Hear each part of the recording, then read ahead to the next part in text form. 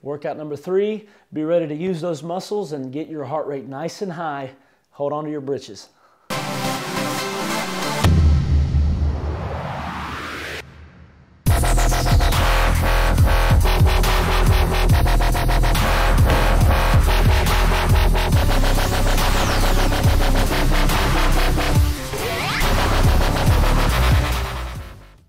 Okay, so we're doing 4 different movements with the superset added to each of those movements. So the first exercise is going to consist of an incline press. So what we're doing here is we're going to incorporate what would be close to traditional weightlifting, bodybuilding, and we're going to add the philosophy of high intensity interval by adding a superset, and it's going to be fast paced, no breaks in between.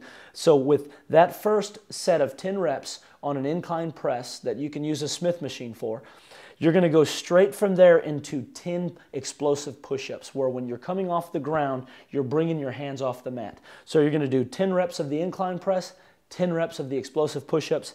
Then you're going to go straight into your back. So we're doing a chest, a back, and shoulders and legs. So we're getting a full body workout. 10 bent over rows with a superset of 10 pull-ups. We're doing the third exercise as 10 shoulder presses. You can use the Smith machine or you can use dumbbells. With 10 side lateral raises that go straight into an upright row. 10 of those. The fourth exercise is going to be 12 dumbbell lunges with 12 jump squats. Now the idea is to do all 4 of these with the superset and then take a 30-second break.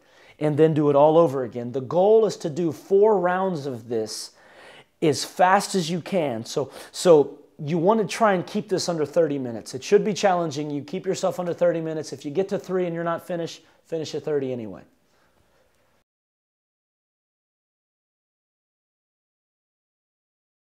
So the first exercise that we're going to do right now is going to be the incline dumbbell press, and we're going to superset that with a power push-up.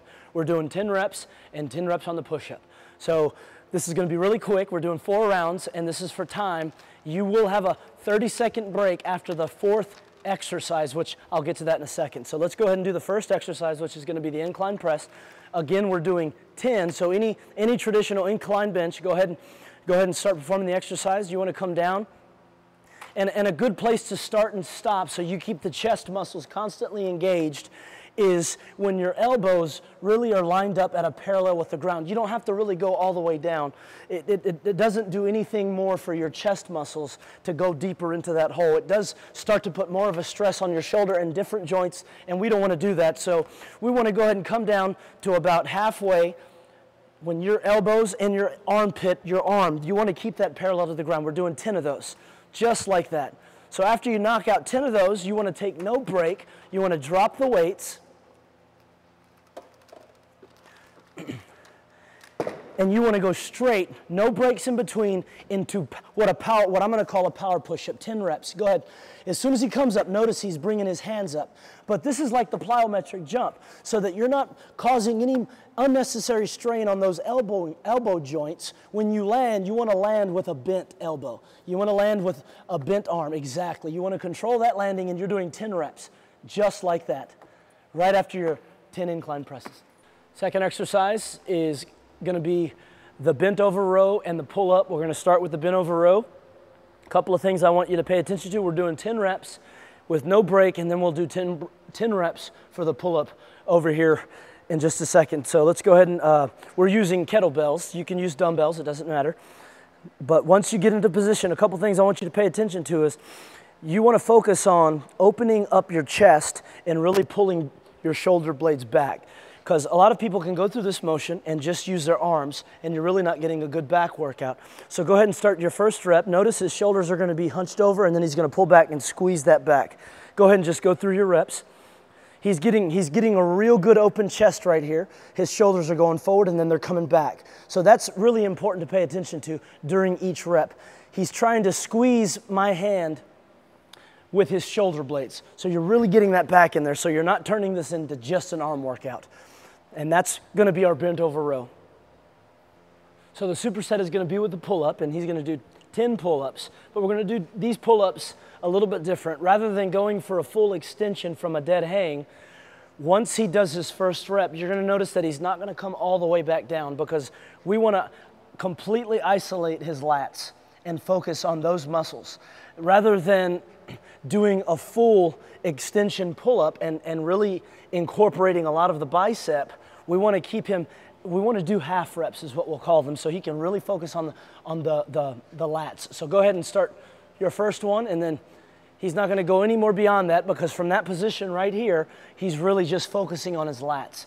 The more you really get a full range of motion, you have to really engage that bicep to finish the rep, and we want to just concentrate on his back today. So that's what it's going to look like. And if you need help and you can't do a pull-up by yourself, it's called a jumping pull-up. A little bit of assistance. All you're going to do is give yourself a slight jump, and you're going to just focus on the negative. This is a great way to really build up enough strength so that you can do a free weight pull-up by yourself. But believe me, when you're doing these for rounds and for time, these will really be a great workout if you incorporate them with other movements. This is the third exercise, and it will be supersetted dumbbell shoulder presses with side lateral upright rows, and we'll get to those in just a second. But go ahead and get ready for our dumbbell press. We're doing 10 reps. Go ahead and begin your set. Now, something to keep in mind is, again, when you're doing dumbbell presses, traditionally people go all the way down like what he's doing right now. But I'm going to go ahead and encourage you not to go below parallel. So where your elbow to your armpit is at, that can be parallel to the ground. And that is going to safely and effectively really target the shoulder muscles that you're trying to develop without putting, again, those joints, that rotator cuff, in a compromising position by having all that weight and trying to get out of the hole with that joint rather than the muscle. So again, he's doing 10 reps, and after he does that, he's going to set that weight down, and then we'll go straight over to the side lateral upright rows. So this is the side lateral upright row, and he's doing 10 reps. Every time he does a side lateral with an upright row, that's 1 rep. So go ahead and start that first one. A couple things I want to point out to you when doing side laterals and upright rows. Something that you're looking for when you're doing the actual side lateral is you want to bring your shoulders up to your ears, like you're trying to touch your ears with your shoulders, but you want to make sure that your elbow is higher than your wrist. In other words, you don't want to come up like how some people do when they do their side laterals. When you keep your form like this, you're going to notice a difference in that the stress of the weight is going to emphasize more on your shoulder, whereas when you change it up, the weight starts to shift and you start to see it go to different places. But we want to isolate the shoulders. And then the upright row, he's bringing it up.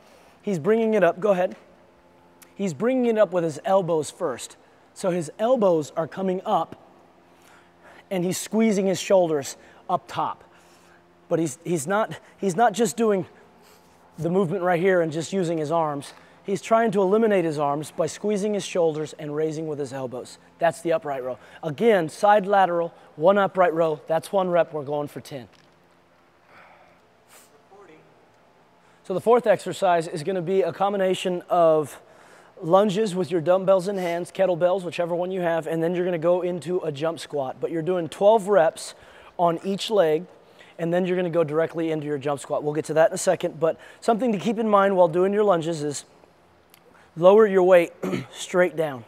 Don't lean forward and just like that. And when you're doing this movement, again, like the squat, I don't want your knee going past your toe. You want to emphasize keeping all of the weight on the heel, okay? The moment your weight starts to transfer over to your toe is the moment all the stress starts to transfer to the knee. So we want to keep the stress of this movement, whether it's a lunge or a squat, a jump, whatever it is, you want to keep it in this particular movement in the heel. And then he'll switch, he'll do the opposite leg for the same thing, 12 reps on each side. Again, this knee's not going past this toe, he's just going straight down. So when you have the lunge where everyone goes completely forward, there's no need for that. Get your feet in the position that you want them in and just go straight down, and it focuses on all the muscles that you're trying to work. You can pause right there. With no break, you're going to go right into the jump squat, which is going to be a traditional jump squat, but with dumbbells in hands. And he's going for 12 reps. Again, the knees aren't going past the toes. He's landing on his toes, but going into his heel when he goes into the squat. This, in combination with the lunges, is a perfect way to finish this workout. I know that was a little different. You're taking the best of both worlds. You're speeding it up. I hope you enjoyed that workout, and we look forward to staying in touch. Follow us on all of our media outlets. Share it with a friend, and we'll see you next time.